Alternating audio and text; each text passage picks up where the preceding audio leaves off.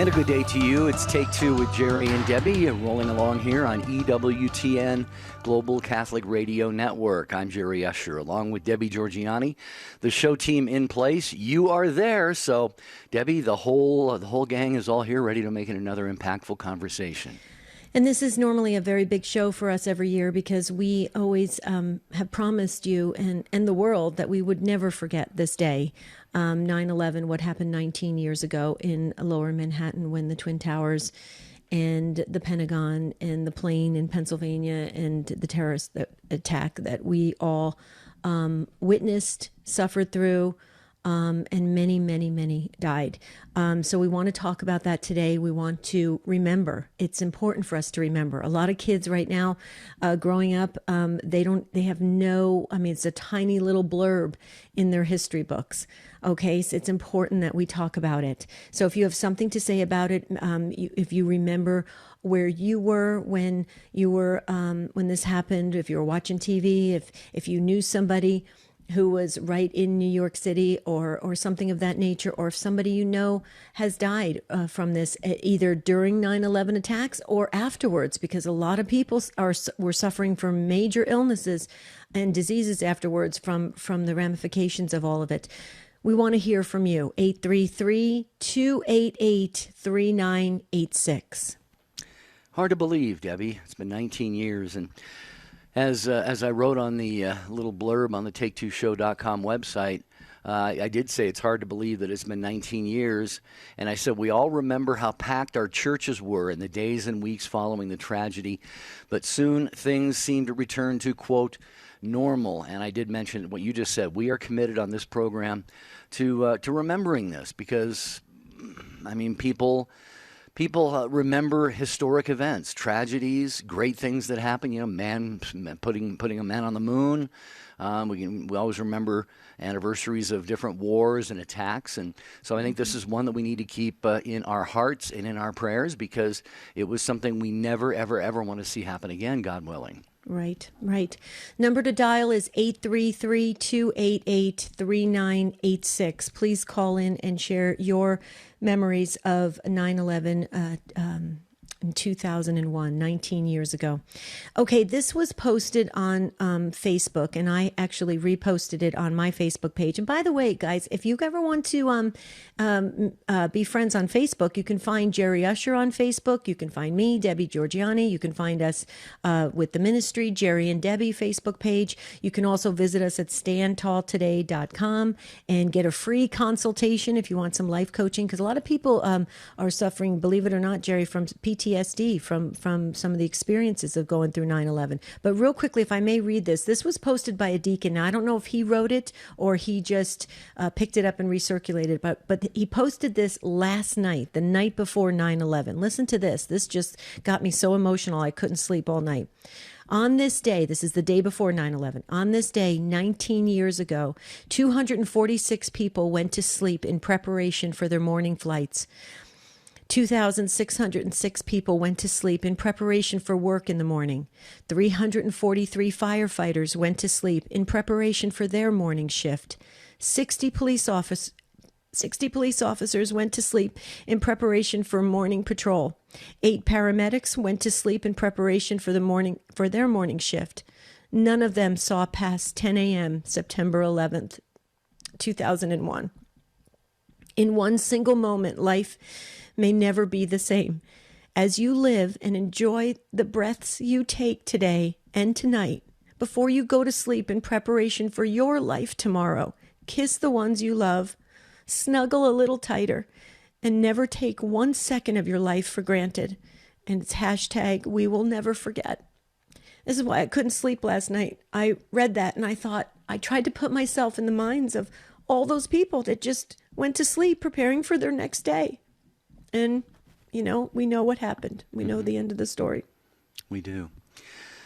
And think about the families too. The families are the ones who were left behind, have to put the pieces together and try to somehow move on with life, especially with wives and husbands with young kids and families and loved ones and relatives and hopes and dreams. Folks, they can be vanished and dashed just that quickly. So that's why we are committed to recalling the terrorist attacks of September 11, 2001 on this program. And as you know from this show, you are the ones who drive the program. So you're probably old enough to remember pretty vividly what happened.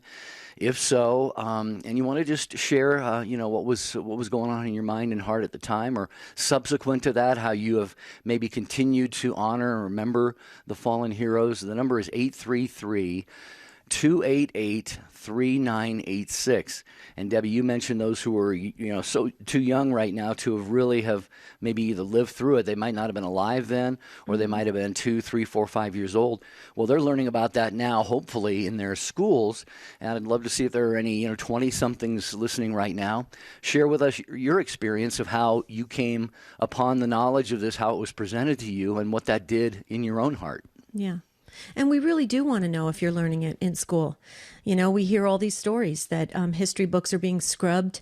There's tiny little blurbs of things that really were monumental events that we went through as a country and as a world. Are you learning it? Are you learning the depths of it? We want to know. There's another post, Jerry, that I thought was very powerful. They ask you to set your alarms, and I'll show it to you, Jerry, on Facebook. You can see it. They ask you to set your alarms on your phone, and it has the important times. 8:46 a.m. The North Tower was struck. 9:03 the South Tower was struck. 9:37 the Pentagon was struck. 9:59 the South Tower collapsed. 10:07, the Flight 93 crashes into Pennsylvania, and 10:28, the North Tower collapses. And they ask you to set your alarm and just spend a moment in silence. And I think about those fine, brave people that rushed the cockpit and saved so many more lives by crashing that plane in Pennsylvania. It's unbelievable. I was watching the newscast. They were doing a lot of things. The president spoke and everything, and it was just really moving. And I was watching, all the news coverage again, and President Bush and everything that happened. And wow, Jerry, it really does hit you hard, especially in this day and age when there's so much strife and so many things going on. And you just think, I hope we never have to live through something like that again. Absolutely. What are your thoughts? What's your take on this? 833-288-3986. As always, the early part of the show is the best time for you to call and get an open phone line. The power of prayer depends on God's action, not on our praying. The Holy Spirit prays within us with groanings too deep for words, as Romans 8 says. And He empowers us to seek God and to seek from Him all that we need. And the answer to prayers are always from God in order to worship Him. This is Conversations with Consequences, where we delve deeper into issues affecting our church, our country, and our core, the family. As Catholics, we need to be informed, aware, and able to talk through some of the tough topics that we're facing in our culture and in our world. Conversations with Consequences gives us the tools to do so. It's not enough to pray. We have to be a light for the world. Conversations with Consequences, tomorrow at 5 p.m. Eastern on EWTN Radio. Hi, Take Two family. Jerry and I are so excited about the launch of Stand Tall, our new ministry designed just for you. Please visit standtalltoday.com and take a look at all the resources, devotionals, and services we have provided to assist you on your spiritual journey. Feeling stuck? Or maybe you feel like you're moving backwards? Let us help you take another look at life and make great strides toward being the person both you and God want you to be. Learn more at standtalltoday.com.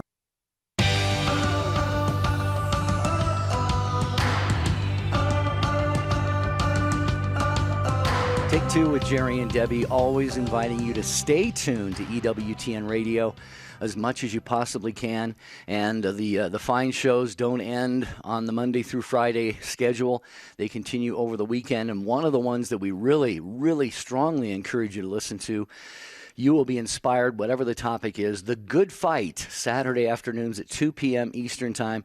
Barbara McGuigan talks with Patrick Riley, founder of the Cardinal Newman Society, about an ongoing scandal regarding Catholic identity. And Doctors Denise Donahue and Joan Kingsland will talk about how to teach St. John Paul II's theology of the body to our children. That's tomorrow, Saturday, 2 p.m. Eastern Time, on most of these same EWTN stations. I have a question for you. Were you ever at Ground Zero after the towers? I have not been, no. Marty and I went. We went before they built that beautiful monument with the waterfall cascading downward into a center, kind of a center funnel. It's absolutely. We were there before that when it was really basically, a pit, and it just was. It was so. I can't even explain it. I felt like I was in the catacombs. It was a strange feeling because the tour person told us about how, they're still uncovering things, was in that massive, kind of, I guess you call it a pit. It's like a massive grave, if you will. It was just so sad. But New York did a beautiful job at remembering, and I just pray. A wonderful radio show host this morning, Jerry, was saying, let us all pray we don't have to go through a crucible again to be unified, and we really need to remember 9/11 and start living like it's 9/12, because the day after 9/11, everybody was really good to one another, and everybody was kind and loving, and so I just wanted to share that because I heard that this morning. Yeah, good point. All right, we are going to go to your phone calls about your remembrances, your recollections of September 11th, 2001. Yes, 19 years ago, but so many of us remember it as if it were yesterday or at least very, very recently. What are your thoughts on it? 833-288-3986. And Jaime called in first in Orlando, so we will go to Jaime first, watching the broadcast on YouTube, EWTN's YouTube channel. Hi, Jaime. Welcome to the program. Hello, how are you? Good. How are you? Almost perfect. Good. Good. Yeah, I was actually working for Walt Disney World at the time, and it's insane because I remember being a kid in the 1970s when my teachers in elementary school would talk about where they were when President John F. Kennedy was killed. And I was coming back from a meeting, and a friend of mine was telling me, there's a plane that hit the first World Trade Center. I didn't think much of it. I was born and raised in New York City. Accidents happen. But when I went to a second meeting with my managers, I was in the food and beverage department. They were telling me, we have to keep an eye on the news because we might have to shut down the parks. I went back into the break room. Within minutes, I actually saw the second airplane hit on the news. And I'll never forget the faces of everyone in that break room with tears in their eyes. And I was terrified because my father had his corporation in Midtown Manhattan, right next to the Empire State Building. And my sister was actually going to FIT by the World Trade Centers. And I couldn't even contact him for a few days. And I'll never forget when I finally heard from my father, who was stuck in the city, saying that he was on the roof when he saw the second airplane come down. And that's when he shut down his business, and he knew, he was afraid that the Empire State Building was going to be next, and we're right next to it. And they had a hard time finding my sister, but thank God that, they were able to find her because they didn't know what was going on at the time. It was a surreal moment. Yeah. Well, and by the way, I apologize on your name. I've been informed by my call screener it's Jamie, not Jaime, so I apologize for that, Jamie. But what you're describing, I think, is so common to the experience that so many of us had. I remember I was working at Catholic Answers at the time, hosting Catholic Answers live radio show, and we did not have a TV. We had one in a closet somewhere just in case something major like this happened. And one of the other staff members came by my office and said, a plane just flew into the World Trade Center. And my first thought was kind of like yours, Jamie. It was like, well, maybe a student pilot, with the instructor, they got off course a little bit and maybe crashed into a couple of offices on one of the floors or something. And then all of a sudden, there's just a stream of people heading toward the kitchen, and they had gotten the TV out. And then, so it's this rolling buildup to realizing just how absolutely severe that was. And all I can say is thank God your family were okay, Jamie, and that you were. And it sounds like you remember this very, very vividly. Debbie? And you were talking about your dad, Jamie, and it just reminded me of my dad. My dad died in 2010. My dad that day worked in New Jersey, but he worked for MetLife, and he happened to be going into the city that exact day. He had missed the first train, and he actually he missed it by about 20 minutes. And we lost cell coverage with him as well. And he was right in the heart of the city. And my dad was a Navy medic, and he quickly tried to, he was in his 70s, and he tried to, do whatever he could to help others. And I know that my dad suffered a very minor form of PTSD from being in that environment that day. But I can only imagine how you felt when you lost connection. We felt the same way. We were panicked. We thought the one day he goes into the city and this happens. And then my girlfriend called. Her daughter worked for Port Authority. She escaped the tower moments before it came down. A parishioner of ours lost her husband in the 100th floor of one of the towers. I mean, it kept snowballing, one right after another, of somebody you knew or somebody you knew who worked in the city or something of that nature.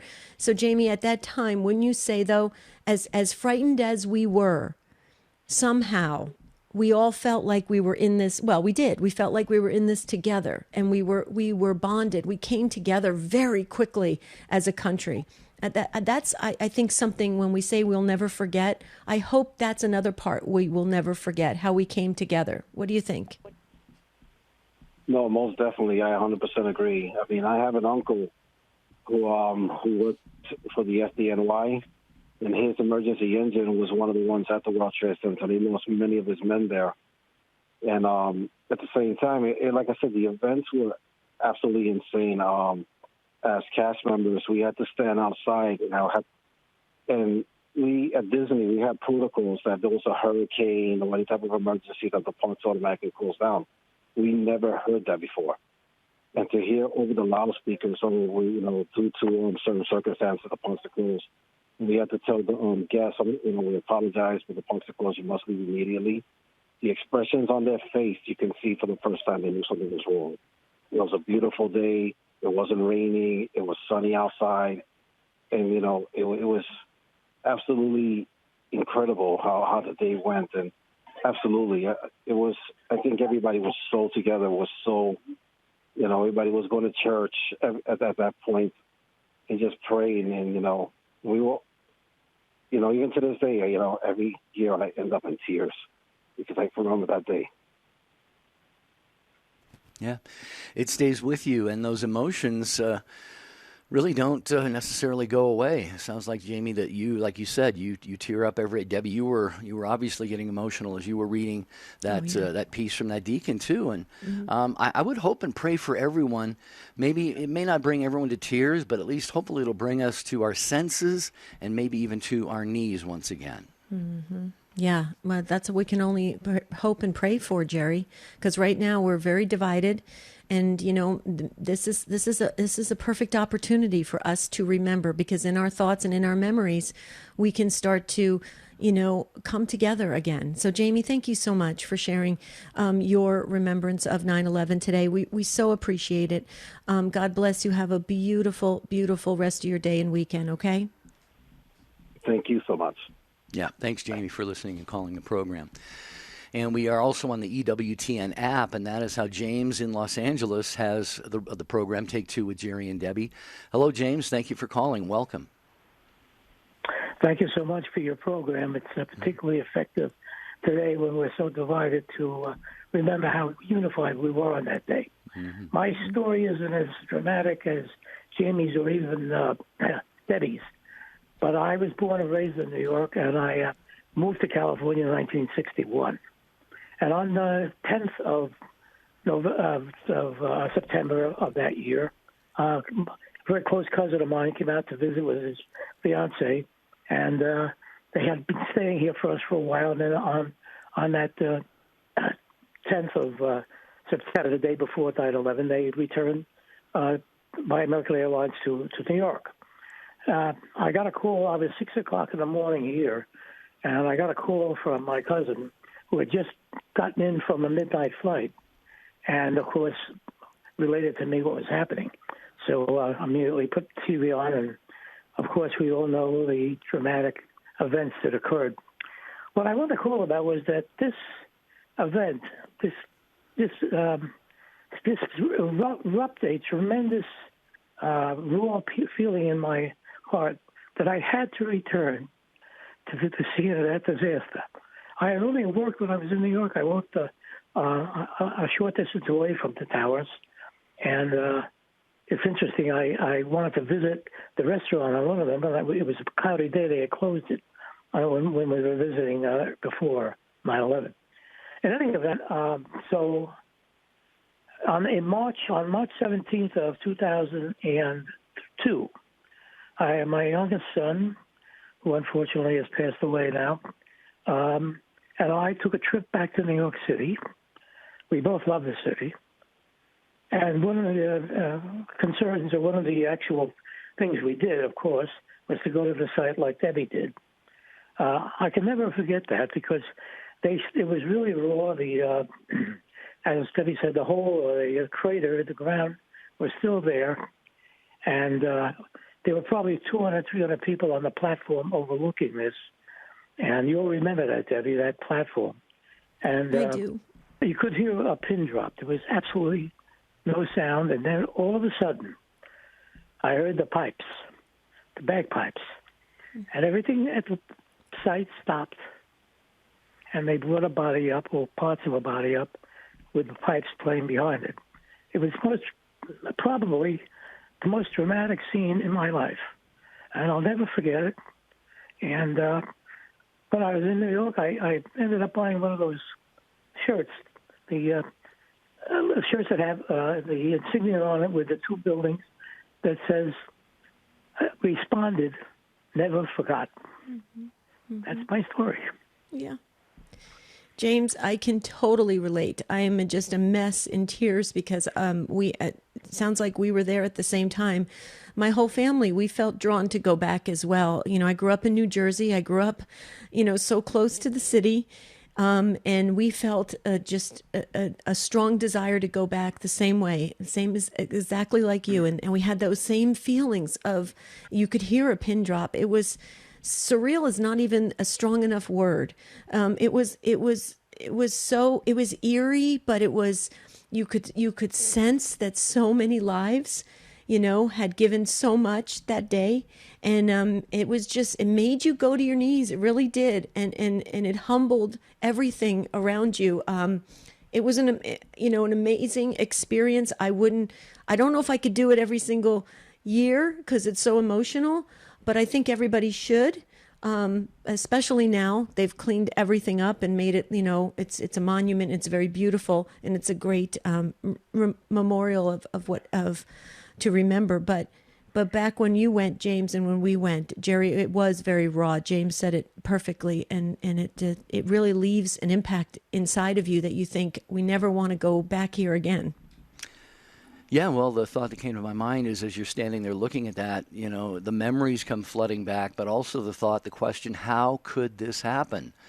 we think about here in America, these things just don't happen, and yet they were able to penetrate our borders, our shores, what have you, and this horrible event happened, and it's I cannot imagine, because I have not been there, but I can feel from James and from you, Debbie, this raw emotion that is still there.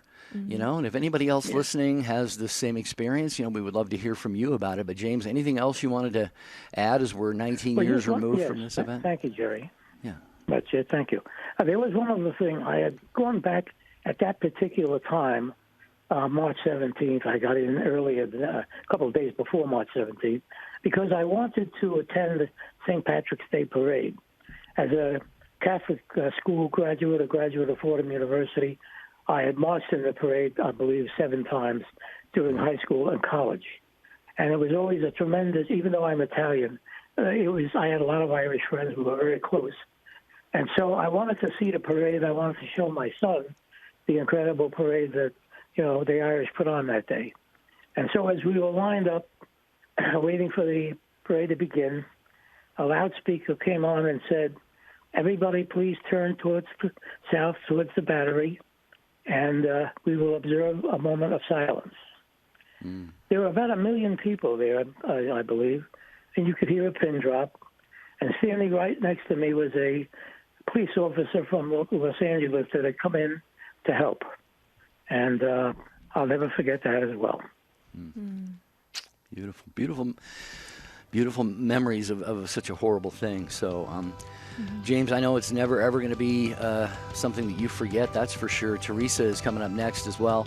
And we have open phone lines here as we look back and we remember September 11th, 2001, 19 years ago. What do you remember about it? Do you still think about it, pray for the victims? Do you honor them in any way? 833-288-3986. Thank you.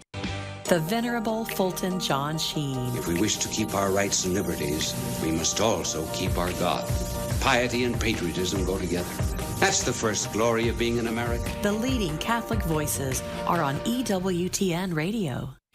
St. Augustine gives us tremendous insight as to why we should pray. He says this: why God should ask us to pray when He knows what we need even before we ask Him may perplex us if we do not realize that our Lord and God does not want to know what we want, for as God He cannot fail to already know it. But rather He wants us to exercise our desire through our prayers so that we may be able to receive what He is preparing to give us. The Reason for Our Hope with Father Larry Richards. I've been ordained 18 years by God's grace, and I've dealt with a lot of people as they're dying. And some people are very afraid. Fear of death is the number one fear. That what fear of death does is makes us slaves. When you sin, you're fighting against death. You don't want to die to yourself. So if it's a sexual temptation, you give into it. Why? Because I don't want to die to myself. If it's a temptation to greed, you give into it. Why? Because I don't want to die to myself. If it's a temptation to gluttony, you give into it. Why? Because I don't want to die to myself. So what happens is this fear of death makes us slaves.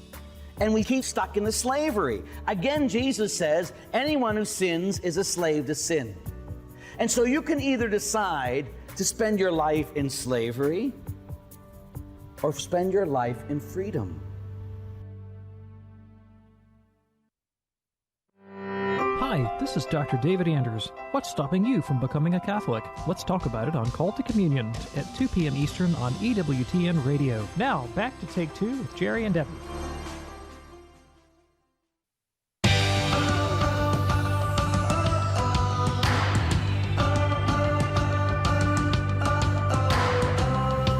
This is Take Two with Jerry and Debbie. I'm Jerry Usher, along with Debbie Georgiani.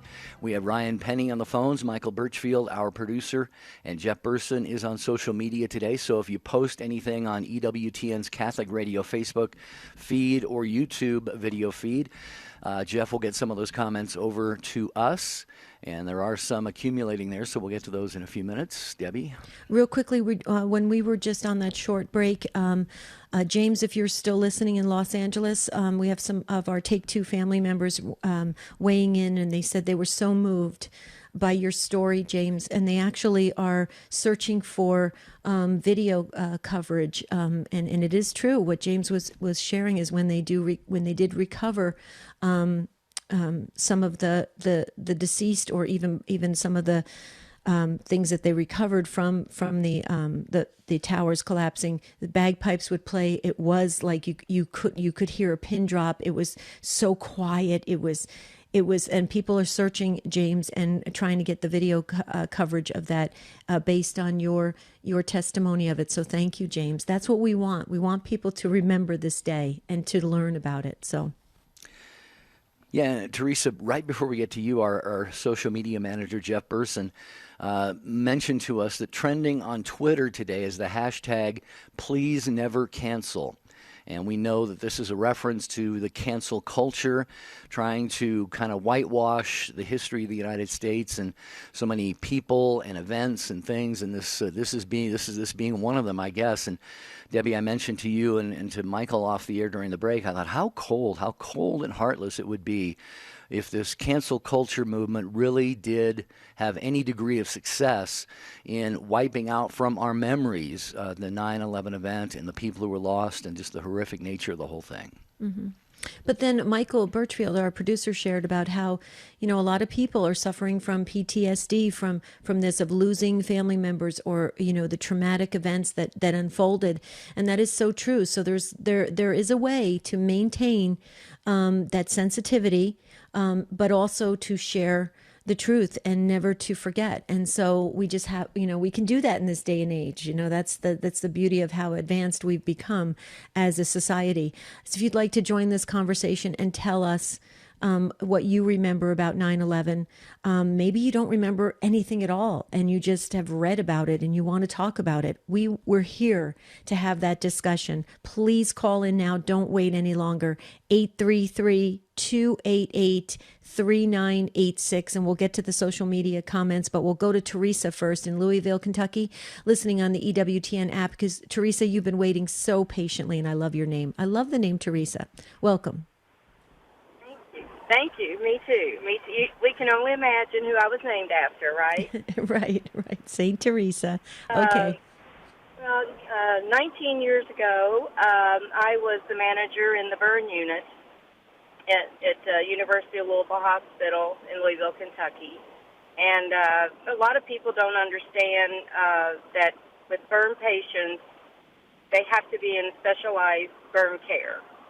And there's very, very few resources anymore where you have burn units, just individualized burn unit. We were very blessed to have 5 burn beds in our state at that time, and then plus University of Kentucky had 5. We only had 10 burn beds.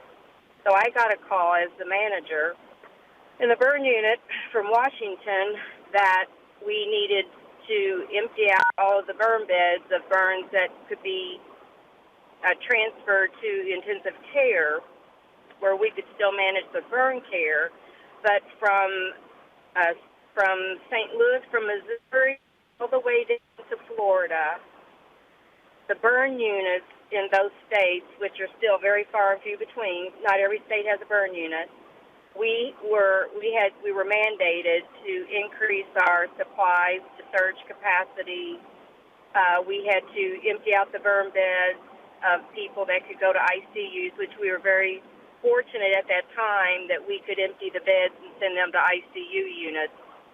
And we were anticipating, as you can imagine, as all the other burn units were, that were notified of the surge capacity of burn patients, and even some of the nurses that were retired burn nurses were even calling to come out of retirement to help us with when they arrived. And of course, unfortunately, no one came.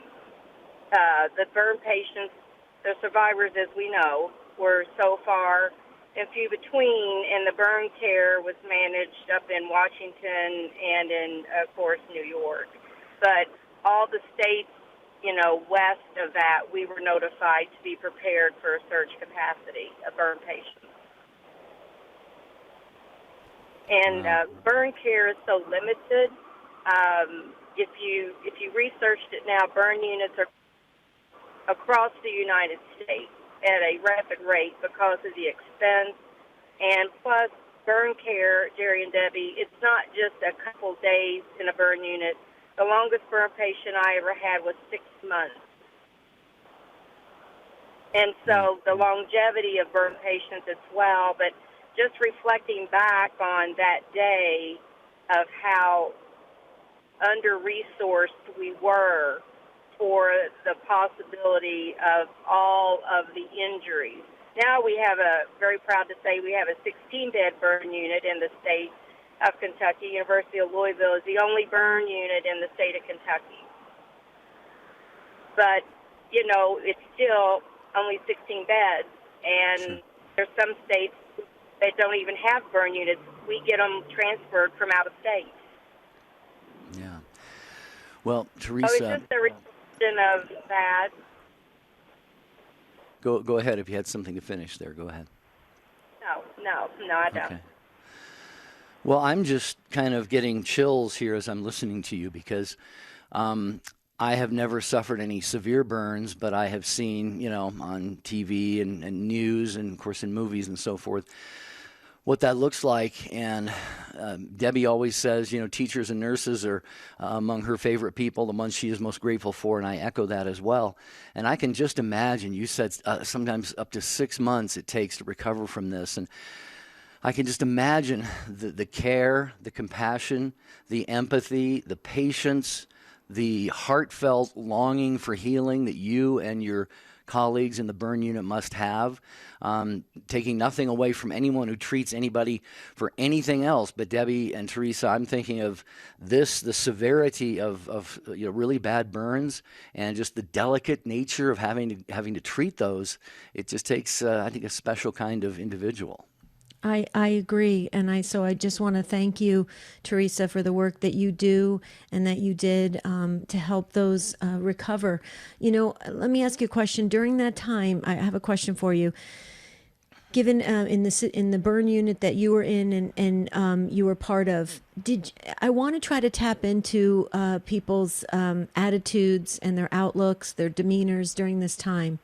I was watching 4 hours of news coverage from the past, and I noticed that everybody dropped all of the, things that keep us separated, all the barriers. It's not about race, creed, color, anything.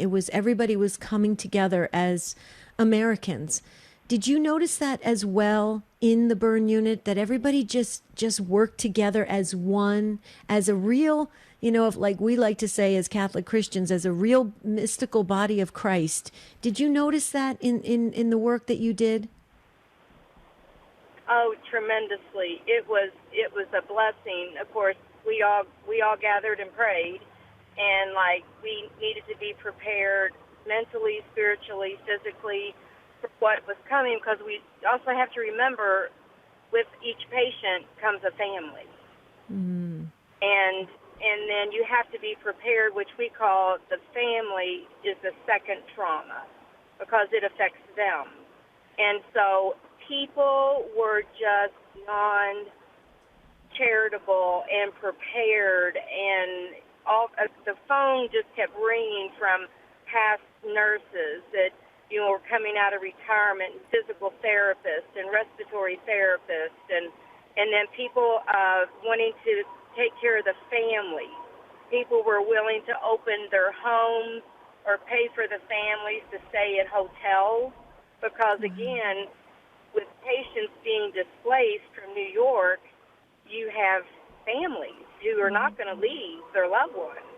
And it was that moment in time that you grieve that where did it go? That compassion for race didn't matter, creed, ethnicity, nothing mattered. We were a nation grieving together and wanted to heal together and care for the injured. And the only thing we could offer, Debbie, at that time when we didn't receive the patients was that we could offer our services to all the burn units that were caring for those patients, to give the nurses a break. Right. Because it's one dressing change on one patient could take 4 hours.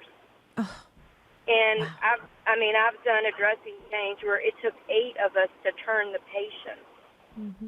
And that's that coming together, and people were like, all you got to do is say the word, and we're there. And, we'll volunteer. You don't have to pay us. We'll come out of retirement. We'll do whatever. And the other units were all prepared as well. And it was a very sacred and blessed time of fellowship and that camaraderie. I love the way you said, Teresa, a sacred time. It's so true. When people are suffering, when we're grieving together, we come together and we really show our best of humanity. Yeah. And I just have to say this, if anybody's listening right now, because actually the 9/11 shows get a lot of coverage, and they go far and wide, and they get recirculated and viewed over and over again. I just want to say something. There's a reason why people want to come to the United States. There's a reason why people flood our borders to get to the United States. Okay, we're not perfect.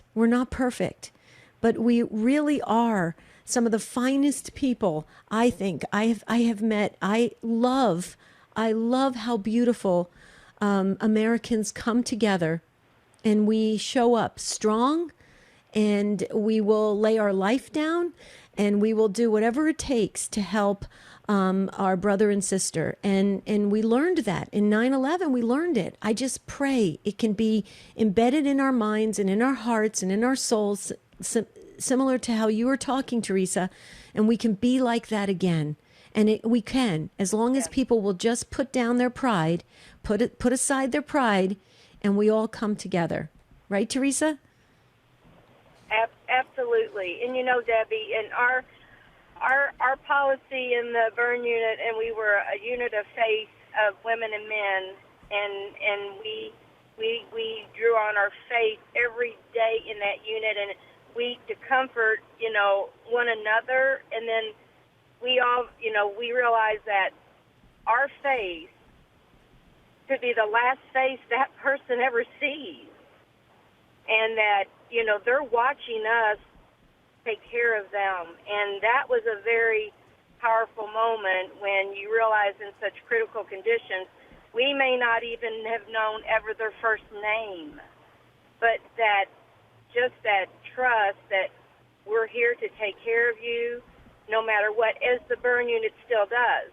We may not know your name until hours later because of the event or circumstances, because you can imagine, as we know in 9/11, not a lot of people had ID on them, People didn't know who people were, and it's just that it doesn't matter.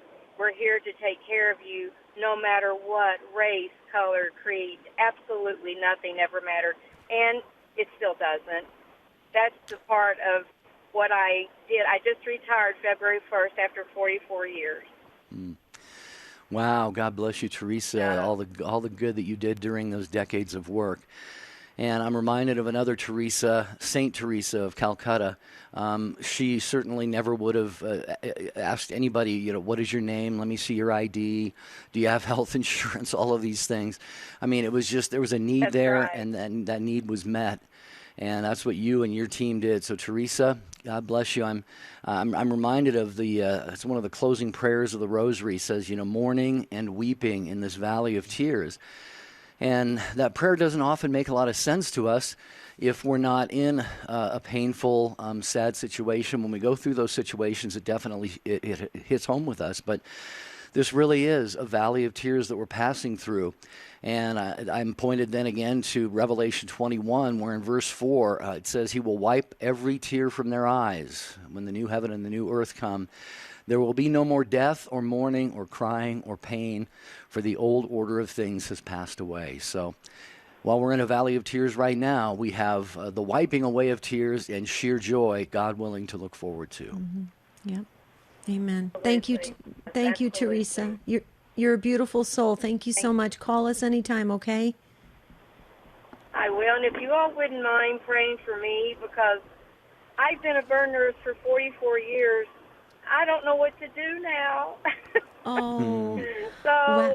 I'm trying to create a new chapter and wait on the Lord. So I feel like I'm in recovery. Like I'm recovering from a lot. So just pray for me that, you know, when the time is right, the Lord will bring to me my next chapter. Absolutely. And you can bet he will, Teresa. You've got a lot more work to do because you've been used so wisely by God, and he'll continue to use you. You can always email us, Teresa. We're happy to chat with you. Take2@EWTN.com. But we have the whole Take Two family. I put you in the book, Teresa, and we'll be praying for you, okay? Thank you. Have a good day. Thank Bless you. you. God Bless bless your you. heart. Thank you. Wow. What a That great was call. a beautiful call. I just love her. What a precious soul. I love her. Okay, real quickly, Jerry, EWTN News email. I just wanted to say for our folks, through Redemptive Catholic Journalism, EWTN News helps advance the gospel and teachings of the church. So you can get our trusted Catholic news in your email inbox. It's all you have to do is sign up today at EWTNnews.com. Pretty cool. I didn't even know that was a feature. Well, I do now. EWTN keeps expanding to meet the growing needs of all of those who want their Catholic news in various forms and on various platforms. So I think that is really, really cool. Okay, we continue our conversation about 9/11. That would be September 11th, 19 years ago, 2001, and your thoughts and reflections on that. Maybe you lost a loved one. Maybe you knew someone who was in it and was blessed and fortunate and was able to walk away. You know, if you'd like to share anything like that, 833-288-3986. Do we have any social media real quick? I know you're going to pull, because you said you were going to read some, and I know some are waiting to hear their comments. Yeah. Hold on, Patsy. Hold on, Patsy. We'll get right to you, Patsy. Michael, who posts regularly on YouTube, says, I was in a dentist chair having teeth pulled. One cracked into 7 pieces. It took 20 minutes to pull the pieces out. I watched replay after replay of the Twin Towers falling. I will never forget. What an experience you were sharing in their pain at that time, Michael. And I know that will be forever remembered by you. William, also watching on YouTube, I went to the towers that summer after 9/11. All the buildings were black that were next to the World Trade Center site. And Dave, let's see here. He says, the stories of the people of Halifax, Nova Scotia are also a testament to people pulling together to help. Dozens of diverted planes went there, and the town took care of everyone in their own homes. Wow. Beautiful. See? More You know, people I was working together. People working together, but like what Teresa was sharing in the work that she did in the burn unit, it just reminded me of that was Christ working through everyone. That was Christ, and she said they got their mind, body, and spirit together to do that fine work, and the prayer that they did together. That's Christ in action. Christ in action. That's what we need again. Stop with the rioting and the looting and all that stuff. Let's start having Christ again in the world. Patsy, Overland Park, Kansas, Catholic Radio Network, first-time caller. Patsy, I'm on a roll. You can hear it in my voice. Welcome. I Hi, sure Patsy. can. And before I say anything else, I just want to thank you two for what you do. I listen often. I can't listen every day because sometimes I babysit my grandchildren, but I listen to you often, and I'm touched by 2 things.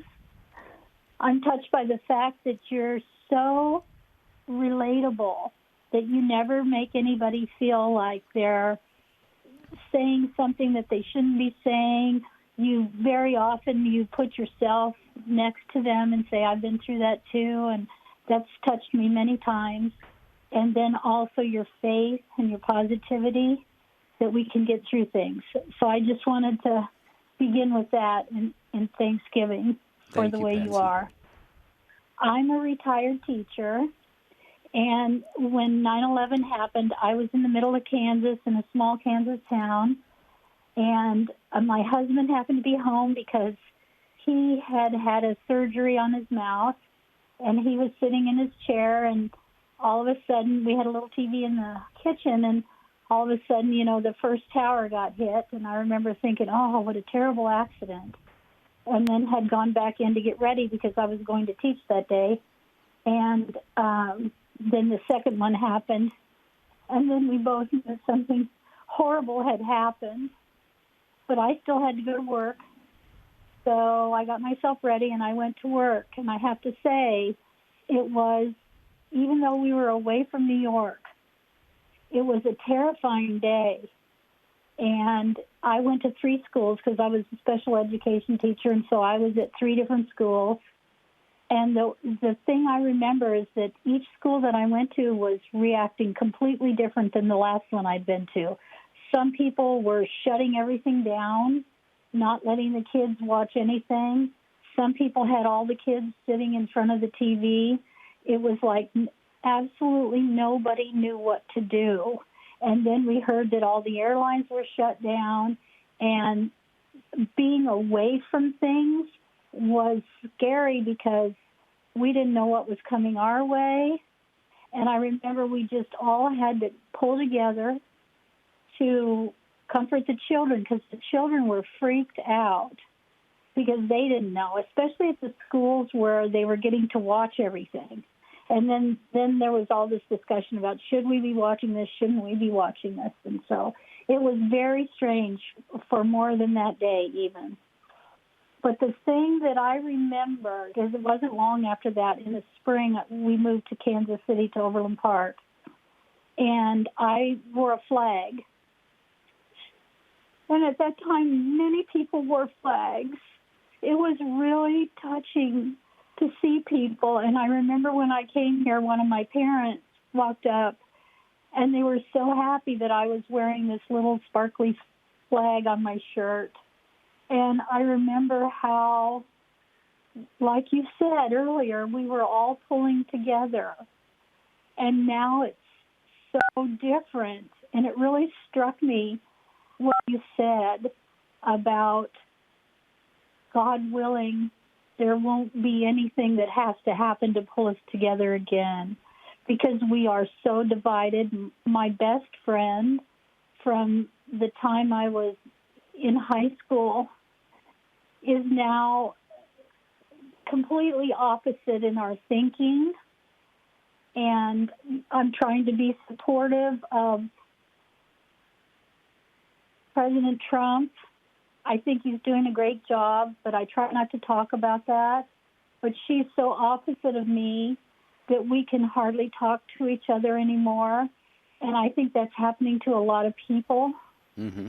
Mm-hmm. And I just remember the unity that we all had with everybody, and how everybody seemed to love each other so much, and how we honored the police, and how we honored the fire people, and how we were so happy to see each other, and how I pray in Jesus' name, because I love him more than anything, and I pray in Jesus' name that he'll take hold of all this division, but not have to do it in a way that we have to suffer like that ever again. Right. And so I just wanted to share, because it was very, very confusing, very hard, very hurtful, but people were so together. It was a beautiful thing. Yeah. We felt connected to New York, which is hard for me to feel connected to them now because of their abortion policies. And, I know there's many wonderful people in New York, wonderful people. Yeah. But we just really need to pray that maybe remembering this day, we can remember the important things. You're right, Joan. And you put your finger right on it. Only Jesus can clear up all these divisions and put an end to all of the, the isms that are at each other's throats, and really bring peace. He is the Prince of Peace. And you're right. He is. God willing, we will never have to go through anything as tragic as that. Although I tend to think we look around right now, and it's of a different nature, but it's certainly very, very similar in a lot of ways.